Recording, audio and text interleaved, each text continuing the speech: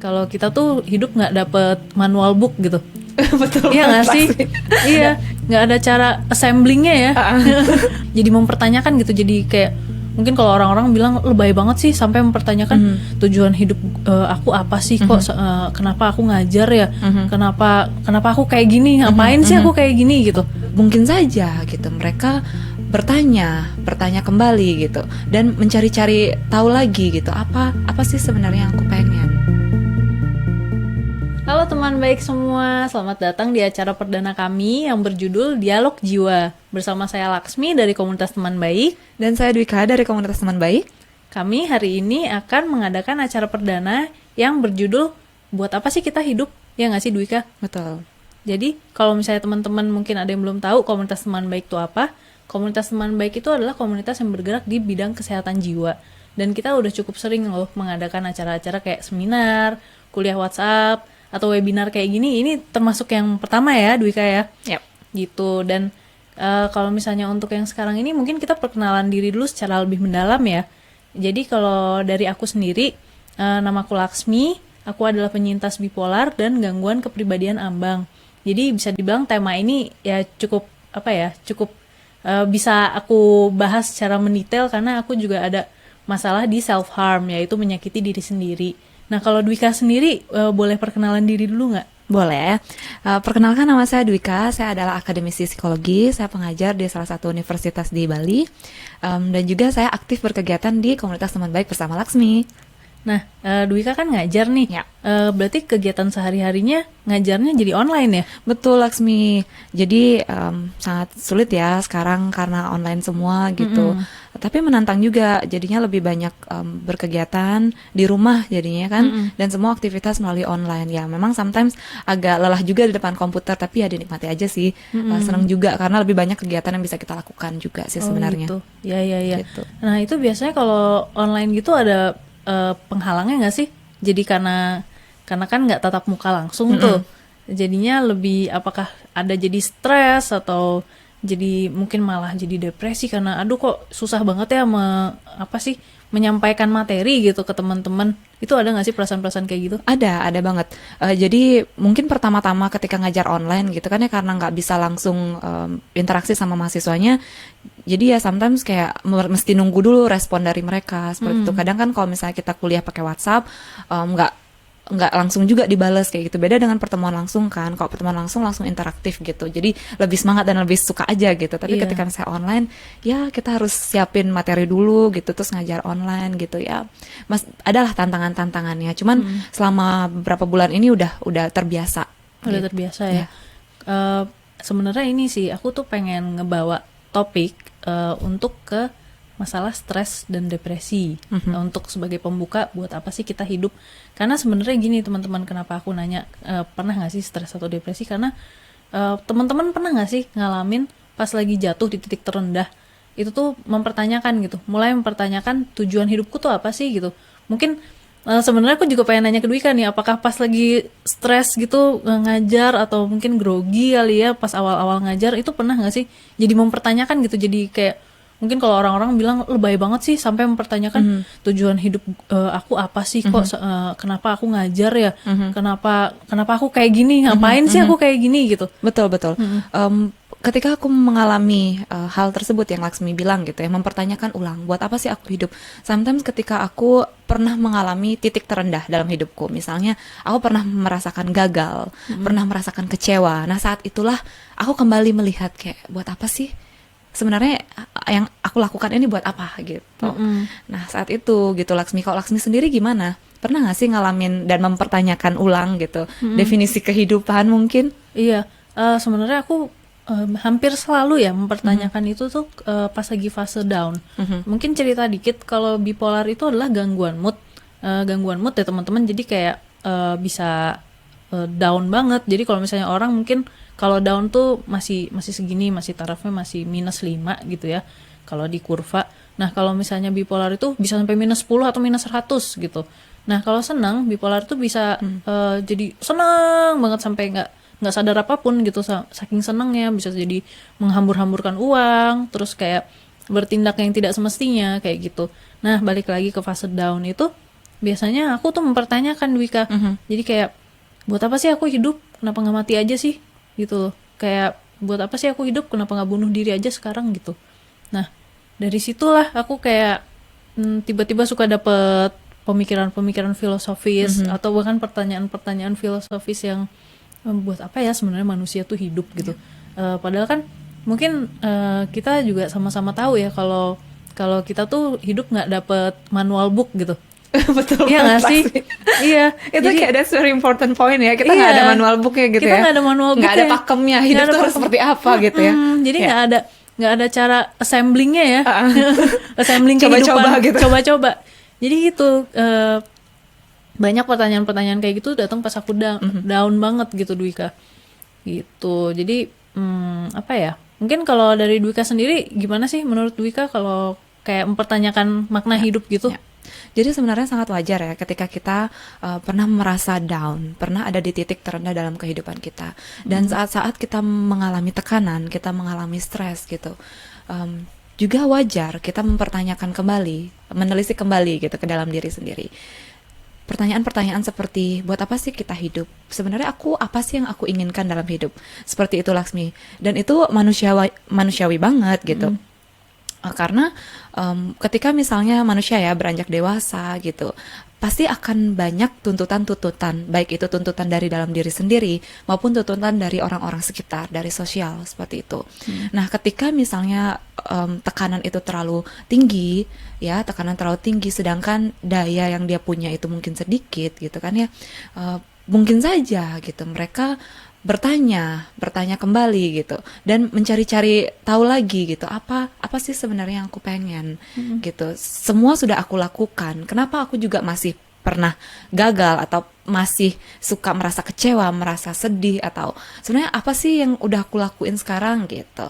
Sebenarnya apa sih yang aku mau gitu. Sometimes juga orang berpikir juga yang dia mau apa gitu kan ya. Gitu sih Laksmi.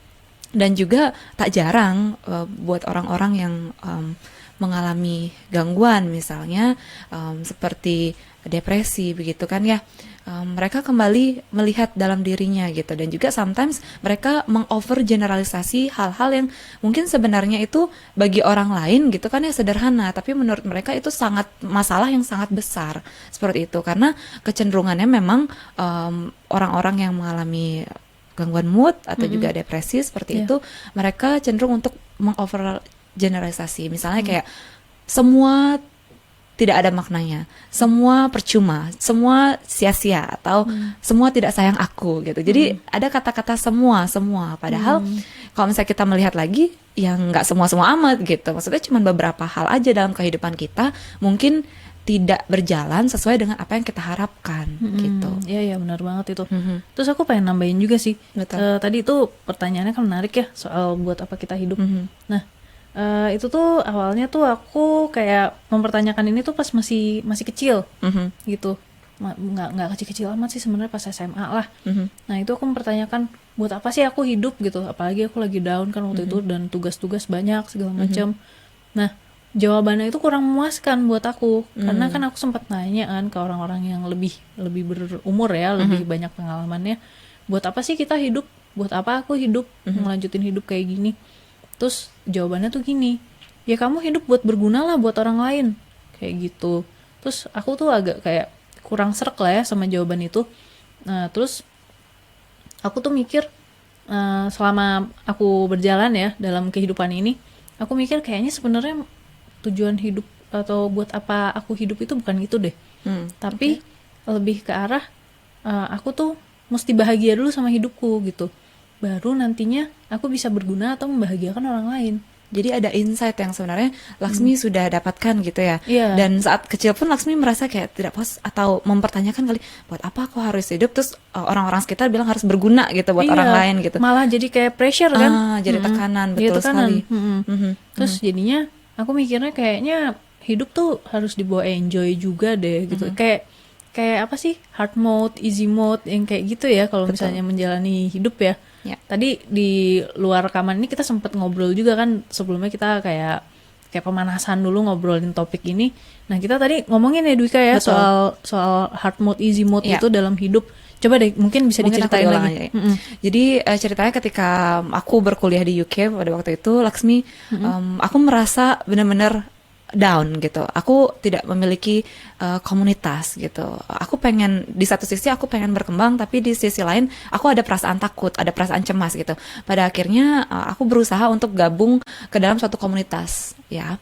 Dalam satu komunitas di situ aku bertemu dengan orang-orang yang mengalami seperti depresi, mengalami kecemasan, dan disitulah aku mendapatkan insight, mendapatkan pengalaman benar-benar menurutku luar biasa sekali. Di situ aku menjadi volunteer, aku melihat langsung, dan juga aku berinteraksi dengan orang-orang yang sudah pulih begitu ya Laksmi ya. Ada satu orang yang benar-benar menurutku menginspirasi. Dia mengalami depresi sudah puluhan tahun, 25 tahun kalau nggak salah, dan dia pun decide untuk tergabung dalam komunitas ini gitu, untuk support orang-orang, iya dia menjadi volunteer juga, dia support orang-orang seperti dia gitu. Dan dari situlah dia mulai merasa percaya diri gitu, oh ternyata aku bisa melakukan sesuatu untuk orang lain, membantu orang lain, dan juga itu membantu dirinya sendiri. Dan ada satu quotes yang dia bilang gitu, memang dia tuh suka arts, dia suka puisi, dia suka menulis gitu, dan tulisannya sangat indah Laksmi. Satu hal yang sangat aku ingat adalah dia ngomong, give yourself easy time, don't give your life a hard time, kayak gitu. Jadi betul banget nggak sih? Kalau Laksmi gimana Laksmi? Iya sih bener, kadang-kadang tuh kita mikir hidup tuh ada tantangannya untuk kita lakukan dengan hard mode terus ya, dengan keras gitu, kayak kalau misalnya kita nggak mengambil opsi yang susah dalam hidup, itu tuh kayak kita tuh kurang gitu dalam menjalani hidup, padahal sebenarnya nggak ada yang nilai. Ya. nggak ada yang nilai kayak gitu, dan kayak sebenarnya santai aja gitu. Dan nggak ada yang ngejar juga ya Laksmi ya. Nggak dinilai lah, nggak kayak sekolah gitu kan. Terus jadi sebenarnya kalau misalnya kita memutuskan untuk nggak terlalu keras dengan diri sendiri ataupun dengan hidup kita, itu sebenarnya kita bisa lebih enjoy dalam menikmati hidup. Itu sih yang aku rasain ya. Ya, aku setuju banget sih. Dari situ sebenarnya dari ungkapan yang sederhana itu aku jadi melihat bahwa oh kadang-kadang kita ya terlalu keras terhadap diri kita gitu ya. Kadang-kadang kita ya sebenarnya terlalu mempressure, jadi ada tekanan dalam diri yang begitu kuat gitu ya Laksmi ya. Padahal orang-orang biasa aja tuh, kayak mereka juga nggak care gitu kan. Ya nggak sih Laksmi, dengan apa yang kita lakukan, as long as kita happy. Ya nggak sih? Iya benar. Sebenarnya itu balik lagi ke image ya. Bisa saja gitu. Jadi kayak kita tuh berusaha untuk bikin image kalau wah, aku ini nih udah ngejalanin cara yang susah, dan aku pengen dipuji sama tentang hal itu gitu. Kalau misalnya aku berhasil, tapi sebenarnya kalau misalnya kita berhasil, emang sih kita seneng ya kalau dipuji sama orang. Nah itu kalau orang tuh ada yang notice. Kalau nggak notice, kalau misalnya kita nggak muji diri sendiri kan sebenarnya kayak sama aja bohong gitu. Kalau misalnya kita mengharapkan orang muji kita tapi nggak ada yang muji, kan itu kita jadi down, padahal sebenarnya kita udah achieve sesuatu. Jadi sebenarnya balik lagi ke diri kita sendiri, kita tuh bisa menghargai result, effort kita nggak sih gitu. Terus tadi ngebahas apa lagi sih tadi Dwika? Soal easy mode sama hard mode gitu ya. Terus habis itu kita juga sebenarnya akan membahas juga nih tentang tujuan-tujuan dalam hidup kita gitu kan ya. Kalau Laksmi sendiri boleh nggak sih tahu tujuan Laksmi dalam hidup itu seperti apa? Tujuan hidupku ya. Jadi sebenarnya ya gimana ya, tujuan hidupku adalah sebenarnya dari kecil itu pengen nolong orang lain. Aku dari kecil tuh pengen jadi dokter sebenarnya, tapi nggak kesampaian. Tapi abis itu aku mikir nolong orang lain kan nggak mesti jadi dokter ya gitu. Sebenarnya apapun profesi kita selama itu baik kan itu bisa nolong orang lain juga gitu. Nah bukan mengingat apa, kalau ngomongin soal kenapa aku pengen menolong orang lain, itu sebenarnya balik lagi ke ceritaku pas masih kecil. Jadi dari kecil tuh aku kan dicap negatif gitu ya, kayak kamu nggak berguna banget sih. Jadi kayak aku tuh sering dapet judgement kayak gitu. Kamu judes banget sih mukanya, kamu egois banget, kamu nggak pernah nolong orang lain, kamu nggak berguna gitu. Nah dari situ tuh aku kayak jadi dapet label kan ya, karena kita digituin jadi nge-labelin diri sendiri. Terus tapi aku tuh pengen berjuang gitu, kayak aku nggak kayak gitu kok gitu.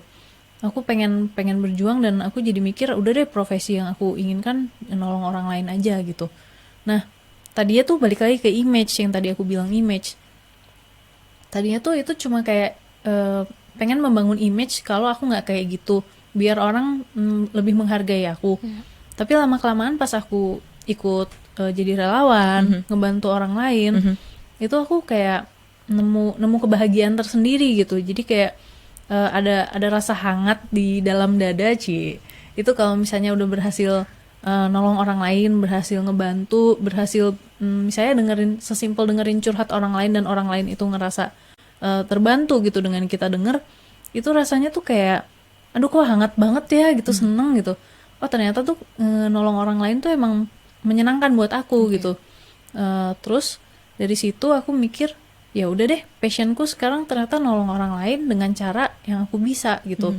Ya mungkin sekarang dengan mendesain atau dengan di komunitas teman baik juga aku jadi salah satu relawan untuk di hotline-nya untuk ngedengerin curhat orang, lebih ke ngebaca sih karena lewat WhatsApp ya. Terus itu kita bareng ya Dwika ya. Betul. Kalau Dwika sendiri kan juga pernah jadi relawan di hotline kita ya. Iya, kita kan pernah ada acara apa tuh, curhat online ya. Curhat online, ya benar. Untuk orang-orang yang mengalami orang-orang yang ini ya OD, terdampak dengan COVID ya, COVID-19 ya. Yeah. Oke. Nah, itu sebenarnya menarik banget sih Laksmi, ketika Laksmi menemukan sebenarnya apa yang benar-benar Laksmi sukai dan sesuatu hal yang bisa membuat Laksmi merasa puas dalam hidup dan juga merasa terfulfilled gitu ya. Ada fulfillment di situ. Iya. Ya. Nah, aku mau cerita sedikit nih. Boleh Nggak? Boleh banget. Ngomong-ngomong tentang tujuan hidup, Laksmi ya. Jadi ada seorang tokoh psikologi namanya Viktor Frankl. Dia adalah dulunya tahanan Nazi. Jadi dia berada pada Nazi concentrate camp pada waktu itu bersama dengan tahanan-tahanan lainnya. Di situ memang pada waktu 1940-an itu sangat kejam ya kondisinya. Dia juga sempat mengalami kehilangan keluarganya, mengalami kehilangan istri yang benar-benar dia cintai, seperti itu. Nah, di situ dia mengamati dalam kondisi yang benar-benar stres gitu, dalam kondisi yang benar-benar tertekan. Mereka kan di situ menjadi tahanan ya. Mereka tidak dibekali dengan alat-alat yang cukup gitu kan ya. Mereka di situ bahkan nggak boleh bawa benda-benda berharga gitu, Laksmi. Semuanya diambil. Jadi they have nothing. Dia nggak punya apa-apa. Nah, dalam kondisi yang sama gitu, dia nggak punya apa-apa itu, dia menyadari bahwa sebenarnya dia masih punya satu hal, yaitu kebebasan, adalah freedom, kebebasan dalam bertindak, kebebasan dalam memilih reaksi dia terhadap situasi yang sulit. Nah, bayangkan ketika itu dia situasinya tidak bisa dia kontrol, ya kan? Iya. Dia tidak bisa mengontrol situasi tersebut, sehingga dia bilang adalah oke, kalau memang aku tidak bisa merubah situasi, aku yang berubah. Aku merubah reaksiku terhadap pengalaman-pengalamanku yang negatif terhadap situasi dan kondisi aku yang negatif, yang buruk gitu kan pada waktu itu. Karena sebenarnya manusia itu bisa saja ketika dia mengalami grief ya, kesedihan karena kehilangan orang yang dia cintai, bisa saja dia pada fase yang depresi banget, dia sedih banget kayak gitu, dan itu bisa berbulan-bulan, bertahun-tahun, bisa aja kan. Tapi ada beberapa orang yang dia memilih untuk bangkit. Ya, dia memilih untuk bangkit, dan memang dia memprediksikan nih orang-orang yang ternyata memiliki tujuan hidup ya, dan menemukan alasan kenapa dia hidup dan bertahan hidup, itu memiliki kehidupan apa namanya ya, lifespan kali ya. Iya, lifespan atau dia tuh cenderung live longer gitu. Jadi itu cerita dari Viktor Frankl yang bisa kita ambil ya, yang kita bisa cermati bahwa sebenarnya penting sekali untuk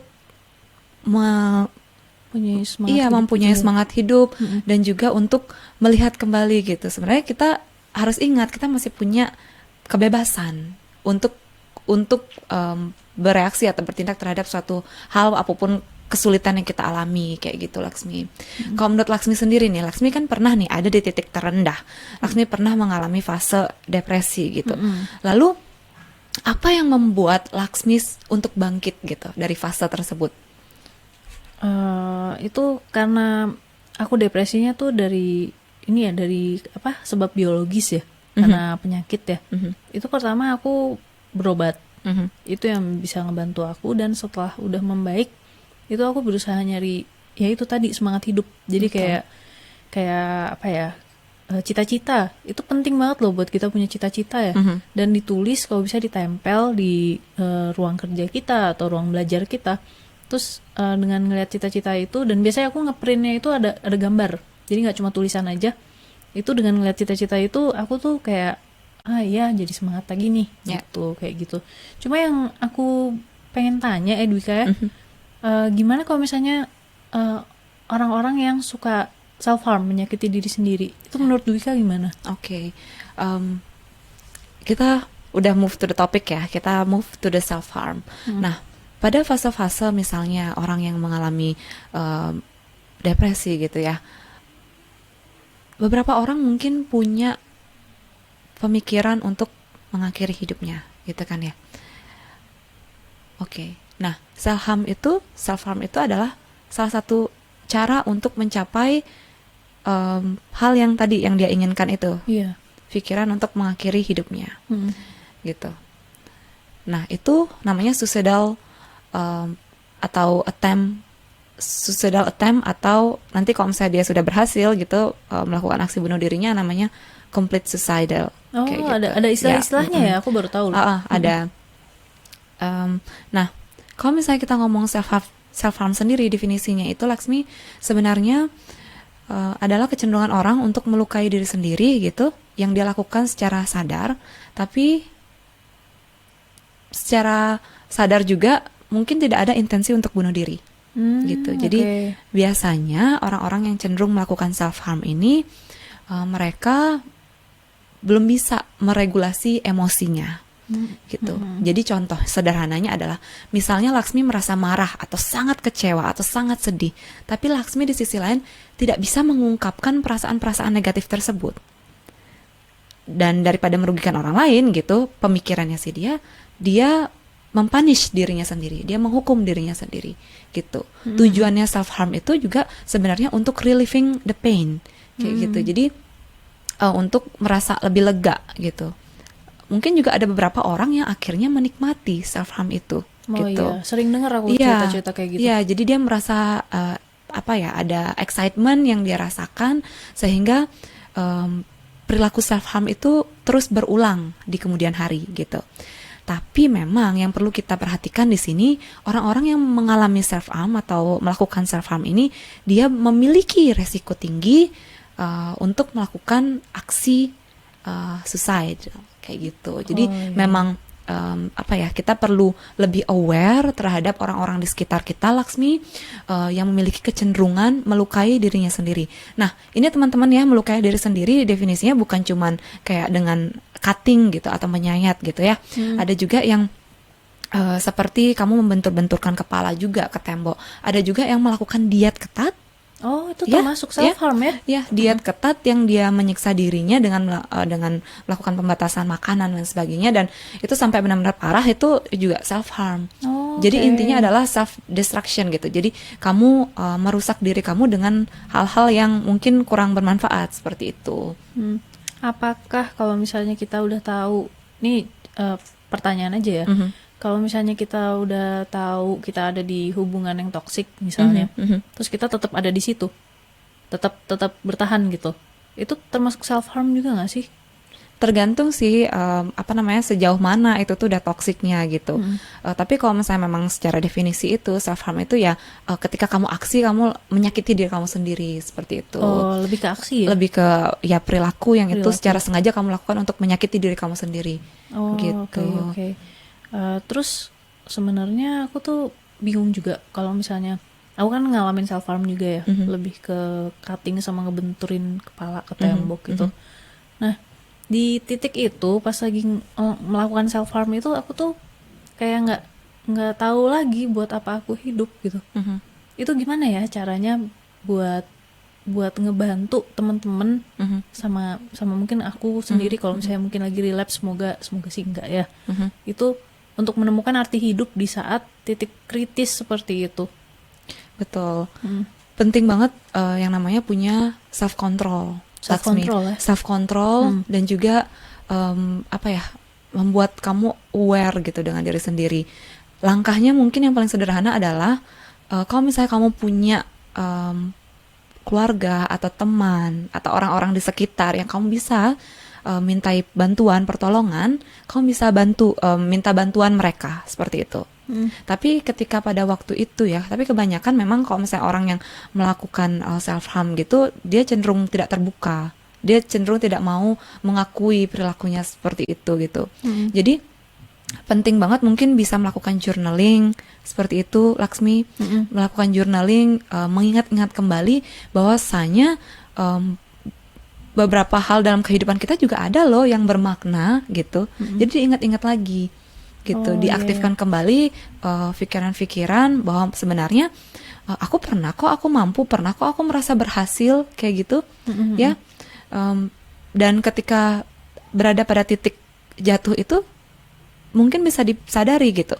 Sebenarnya apa yang membuat kamu kembali ke perilaku itu gitu. Oh, jadi kita berusaha mencari tahu sebabnya ya. Betul. Dan mungkin dengan kayak kita cari solusi dari sebab itu, mungkin akan membaik ya. Ya, jadi ketika sudah ada awareness-nya itu terbangun gitu, Laksmi ya, sudah membangun awareness-nya, jadinya kita bisa planning gitu kegiatan atau hal-hal apa yang bisa kita lakukan untuk mengurangi self harm tadi. Oke. Jadi ada fase memang ketika orang commit atau melakukan self harm itu ya, dia ada fase yang dia itu relapse, ya. Dia merasa pada di titik itu lagi gitu. Ada perasaan yang lebih baik aku melakukan self harm aja gitu.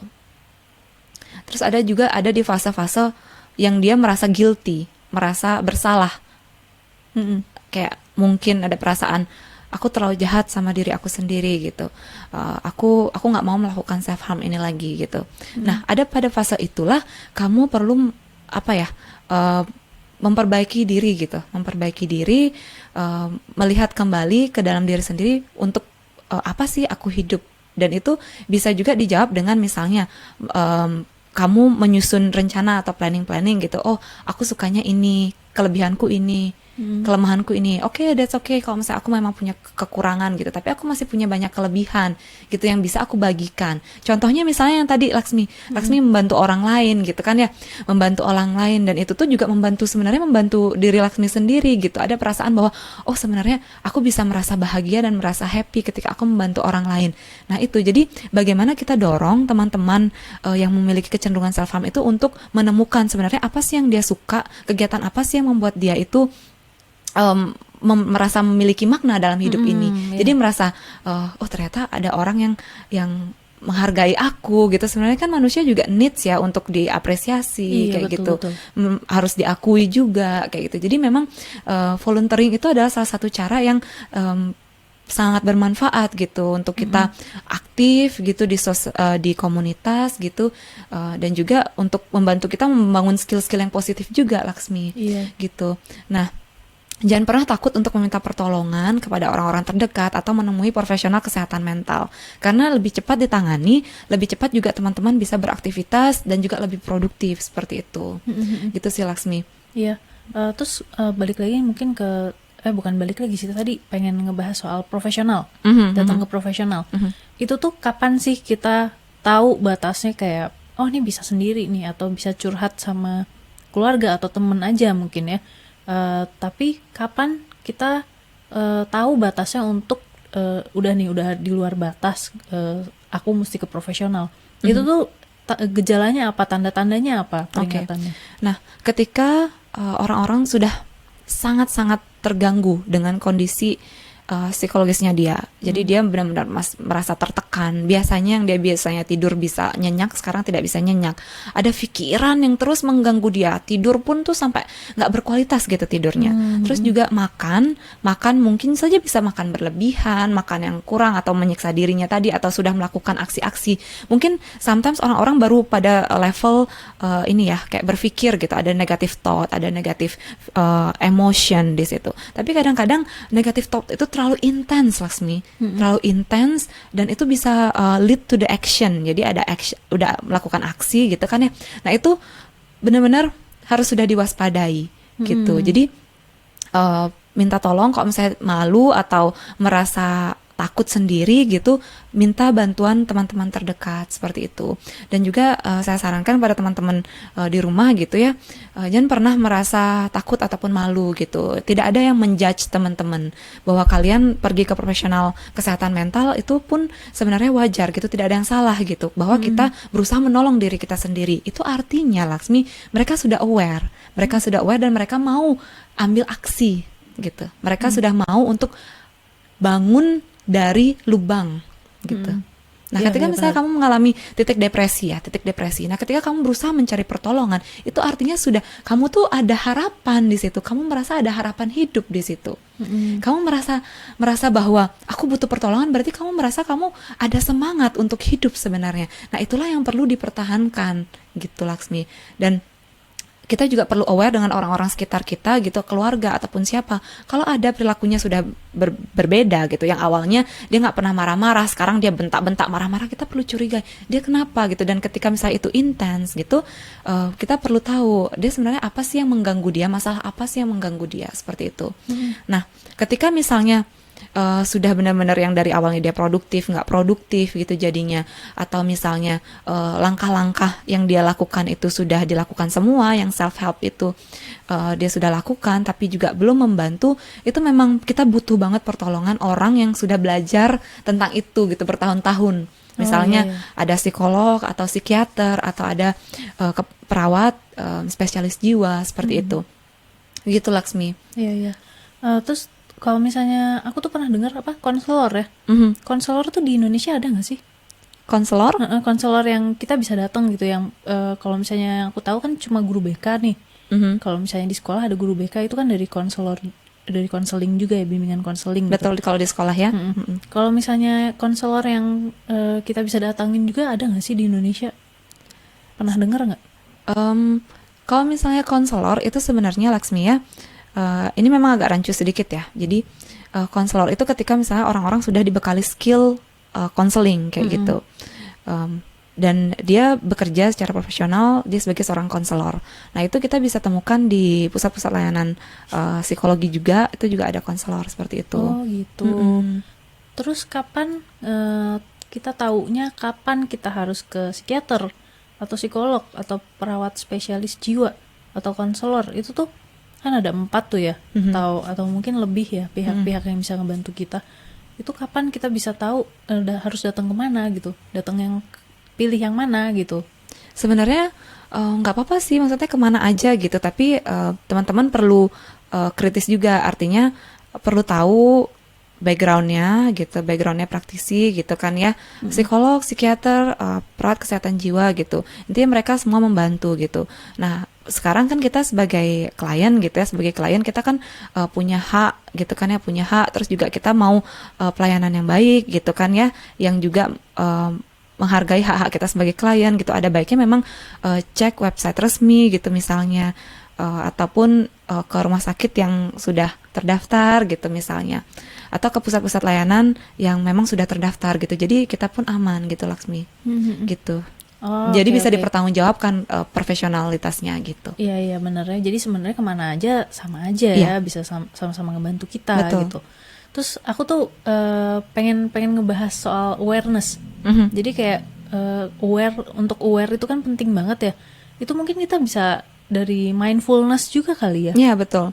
Jadi betul sekali, kita bisa latihan breathing teknik juga, salah satunya mindfulness gitu. Nah, itu bantu banget kita untuk fokus in the present moment. Oh iya, betul. Sometimes ketika kita beraktivitas gitu, pikiran kita kemana, apa yang kita lakukan apa gitu. Tapi kadang itu juga bikin kita energinya tuh double gitu loh, gitu. Dan kita sometimes kayak nggak ngelakuin itu dengan beres gitu Laksmi ya. Penting juga kita melakukan mindfulness gitu, terutama mungkin untuk orang-orang yang kecenderungan self harm gitu ya. Misalnya ketika ada pikiran yang kuat banget gitu, mungkin bisa melakukan mindfulness. Jadi latih nafasnya, kembali to the present moment seperti itu. Iya. Gitu sih Laksmi. Aku juga pengen sharing nih jadi ya soal mindfulness. Ya.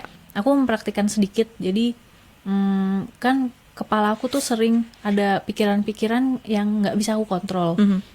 Tapi kita masih bisa mengontrol tindakan kita kan. Maksudnya reaksi kita dari lebih ke respons kali ya. Kita merespons pikiran kita itu seperti apa, apakah mau kita lakukan atau enggak gitu. Nah, biasanya aku suka ada pikiran-pikiran yang aneh-aneh. Nah, itu dengan mindfulness aku tuh berusaha untuk mengamati. Jadi pikiran-pikiran tersebut aku amati, ya udah aku amati aja tanpa judgement gitu. Dan dengan aku mengamati itu, aku membiarkan pikiranku merasakan dan mengalami konsep-konsep yang ada di kepalaku itu, gitu. Dan tanpa judgement, dengan gitu nanti pikirannya hilang sendiri sebenarnya. Jadi kamu pada tahapan kamu recognize your own thought gitu ya. Iya. Jadi kayak misalnya, tapi jangan menjudge gitu. Aduh, aku tuh sebenarnya kayak gitu gitu ya. Ya itu penting banget sih Laksmi. Jadi sebenarnya it's okay. It's okay gitu mengalami pikiran-pikiran yang sometimes kan kita pada fase down itu kan pasti wajar banget ya ada pikiran negatif kayak gitu. Tapi ketika bisa kita sadari bahwa oke, sekarang aku berpikir ini terhadap diri aku sendiri. Oke, aku merasa sedih gitu. Oke, aku merasa kecewa gitu. Terus tapi setelah kita merasakan, kita atur nafas, kita recognize our own thoughts dan emotion gitu, nanti akan ada feeling good dan feeling relief ya yang kita rasakan. Kalau kamu gimana Laksmi? Iya, jadi dengan aku menerima pikiran-pikiran tersebut, itu tuh aku bisa memaafkan juga. Misalnya pikiran itu pikiran yang buruk, itu aku bisa memaafkan dengan bilang ke diriku sendiri, oh ya nggak apa-apa kalau misalnya kamu mengalami pikiran itu kok gitu. Dialami aja, dirasakan, nanti lama-lama lewat sendiri. Toh kamu tidak melakukan itu gitu. Toh kamu masih bisa mengontrol dirimu sendiri, nggak apa-apa, itu cuma sekedar pikiran aja kok. Dirasakan aja, dialami, ya udah gitu. Nggak, jangan ngejudge diri kamu, ih kamu parah banget sih mikir kayak gitu, ih kamu kok gitu sih, pikirannya jahat kayak gitu. Ya udah gitu, dimaafkan aja. Kayak ya semua manusia mungkin akan berpikir seperti itu, apalagi kalau kondisinya lagi emosi atau apa. Nggak apa-apa, dilewati aja, nanti lama-lama juga berlalu. Kayak gitu sih Dwika. Ya, betul sekali Laksmi. Nah, itu salah satu teknik yang bisa kita praktikkan di rumah gitu ya, teknik mindfulness. Nah, terus juga ngomong-ngomong tentang tadi self harm kayak gitu kan ya, penting sekali untuk bisa memahami dan kayak meredefinisikan kembali gitu sebenarnya apa yang kita suka, apa yang kita mau dalam hidup ini. Nah, ketika misalnya teman-teman bisa menjawab itu gitu kan, dan itu tuh bukan ujian gitu Laksmi yang harus dijawab terus skornya berapa gitu, enggak. It's okay, kita butuh proses memang untuk menemukan apa yang kita suka, apa yang kita mau kayak gitu. Aku pun mungkin sekarang nggak tahu gitu apa yang aku mau gitu, tapi aku tahu bahwa ketika aku bersosialisasi, aku aktif di dalam komunitas gitu, ada hal yang aku bisa bagikan dan ada hal juga yang aku bisa dapatkan, ada hal yang aku bisa pelajari dan aku bisa aplikasikan ke dalam hidupku sehari-hari, dan itu positif gitu Laksmi. Jadi mungkin juga teman-teman bisa allow yourself untuk berkembang, allow yourself untuk develop dan grow gitu, kayak gitu. Dan kalian tuh punya potensi gitu, kalian punya potensi dan temukan itu, sadari itu gitu. Iya benar. Dan yang paling penting kalau aku bisa nambahin ya, boleh. Itu curhat. Jadi kalau misalnya kamu lagi ada pikiran kayak buat apa sih aku hidup, atau kayak aduh aku pengen mengakhiri hidupku aja nih, kalian bisa curhat, bisa kemana aja, bisa dari platform mana aja, itu bisa ke siapa aja yang kalian nyaman. Kalau misalnya dari komunitas teman baik, itu tuh kita menyediakan hotline. Nah, hotline kita itu tuh terbuka dari jam 8 pagi sampai jam 8 malam ya Dwika ya. Dari Senin sampai Minggu, ya udah tiap hari aja kita buka gitu. Dan kita ada profesional juga di situ, ada psikiater, psikolog komunitas ya. Akademisi juga kayak Dwika. Ada perawat spesialis jiwa, terus ada relawan-relawan yang juga mengalami gitu gangguan kesehatan jiwa, dan jadinya mereka udah bisa dibilang penyintas lah, dan jadinya bisa menyelami lebih dalam perasaan-perasaan seperti itu. Nah, hotline kita itu ada di nomor 0813 3839 7993. Itu kalian bisa kontak via WhatsApp ke situ. Sebenarnya kapan aja boleh nanti, tapi mungkin dijawabnya di saat jam operasional kita, kayak gitu. Nah, mungkin ada kalimat terakhir yang bisa dijadiin pesan buat teman-teman nih Dwika? Betul sekali. Jadi Laksmi pernah mengalami masalah dan aku pun juga pernah mengalami masalah. Orang-orang sekitar kita juga pasti pernah mengalami masalah. Dan masalah itu ada di mana-mana saja. Tekanan itu ada di mana-mana saja. Tapi kapasitas orang berbeda-beda dalam menghadapi tekanan itu sendiri. Nah, yang perlu kita latih adalah bagaimana kita mencari solusi dari masalah. Kita menemukan solusi untuk menyelesaikan masalah sehingga kita bisa merasa lebih baik seperti itu. Entah kita beradaptasi dengan situasi tersebut atau kita merubah diri kita, merubah cara kita, pandangan kita, perasaan kita terhadap suatu masalah tersebut, Laksmi. Nah, yang paling bisa ditekankan di sini adalah bagaimana kita mencari atau yang namanya dalam psikologi itu kita berlatih coping, problem focus coping gitu, di mana kita berusaha untuk misalnya Laksmi punya masalah gitu, hadapi masalahnya. Carikan apa sih langkah-langkah yang bisa dilakukan gitu. Memang pasti ada perasaan stres, pasti ada perasaan-perasaan yang negatif gitu ya, ketika apalagi hal itu ada hal yang baru atau sangat-sangat menekan gitu. Nah, apa yang bisa kita lakukan terhadap itu gitu. Kalau misalnya bingung, wajar banget kamu bingung gitu. Tapi banyak orang yang bisa membantu gitu. Banyak orang yang bisa membantu, mungkin dari teman dekat kalian yang kalian bisa percaya, dari teman-teman komunitas misalnya, dimanapun kalian berkarya, ya aktif berkegiatan. Ada juga mungkin profesional kesehatan mental yang siap membantu. Dan jangan pernah malu dan takut untuk bertanya gitu, kepada siapa sih aku harus meminta pertolongan gitu, karena itu adalah langkah utama ketika kalian untuk bisa maju gitu. Kalian untuk bisa keluar dari lubang masalah gitu. Iya. Dan kalau pesan terakhirnya dari aku itu, kalau misalnya pun harus hadapi masalahnya, kalau misalnya belum siap nggak apa-apa, take your time dulu, terus tenangin diri dulu yang terutama. Soalnya dengan diri kalian tenang, itu kepala tuh bisa lebih dingin dalam mencari solusi masalah tersebut gitu. Atau misalnya menghadapi masalah yang emang benar-benar harus dihadapi, ya mungkin tarik napas dulu. Yang kalau misalnya urgent harus saat ini juga dihadapi, tarik napas dulu, terus kayak tahan napasnya, lalu hembuskan, itu bisa diulang beberapa kali. Betul. Kayak gitu. Terus apalagi ya, kayak kalau misalnya apalagi ya Dwika ya, kalau misalnya mengalami hal-hal yang nggak enak, oh iya saya baru ingat, journaling itu yang tadi Dwika bilang, journaling itu bagus banget. Jadi aku pernah diajarin cognitive behavioral therapy ya, CBT. Nah itu tuh yaitu tulis masalah kamu di kolom kiri, lalu tulis ketakutan kamu akan masalah tersebut di sebelah kanannya, lalu yang paling kanan itu tulis solusi yang mungkin bisa dilakukan untuk mengatasi masalah tersebut gitu. Dan untuk yang paling kanan itu, untuk solusi itu, kamu bisa menulisnya kapan aja. Jadi nggak usah sekarang. Tapi misalnya kamu tenangin diri dulu, terus misalnya kamu pikir-pikir dulu apa ya kira-kira solusinya. Baru kalau misalnya ada ide, tulis aja gitu. Dan kalau misalnya nggak ada ide lagi, ya udah tinggalin dulu aja. Nanti lama-lama pikiran kita tuh akan lebih objektif gitu untuk melihat masalah tersebut gitu, Dwika. Setuju sekali sih, that's very good point actually, Laksmi. Terima kasih banyak Laksmi sudah sharing. Terima kasih banyak Dwika udah ngasih banyak ilmu nih buat kita di acara perdana kita kali ini. Semoga bisa bermanfaat ya teman-teman. Pokoknya kalian gak sendiri gitu. Jadi semua orang pasti pernah mengalami masalah. Dan juga kalau misalnya kalian masuk ke dalam ciri-ciri yang tadi kita diskusikan, ayo minta pertolongan. Iya betul, minta pertolongan. Nggak apa-apa kok minta pertolongan tuh. Nggak menunjukkan kalau kalian lemah, justru menunjukkan kalau kalian kuat gitu. Kuat untuk ya udah aku mau minta tolong karena aku mau melanjutkan hidup gitu. Nggak apa-apa banget. Nah mungkin waktu kita udah mau selesai ya, karena udah mau 1 jam juga.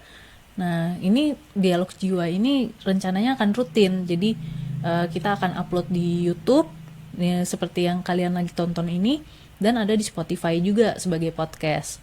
Nah, mungkin kita pamitan dulu ya kalau untuk sekarang.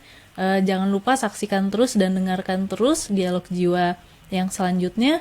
Makasih banyak teman-teman udah nonton dan udah dengerin. Sampai jumpa lagi di dialog jiwa yang berikutnya. Thank Terima you. kasih.